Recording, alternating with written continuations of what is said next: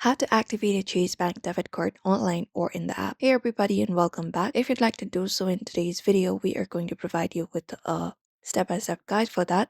So let's just dive right in and get started. So we can start by going to your browser and we can directly go to the website of Chase Card Activate. So for that, we can just go over and search for chase.com, and then type in /activate and hit enter. And then you can find the section for your new card and select the option to activate here. And within this space, we need to sign in.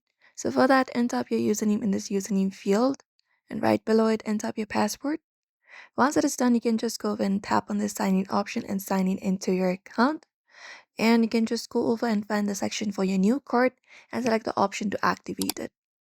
Once that is done, you can just go over and enter up your prompt, the required information for your card and confirm it. And you can just go over and do so.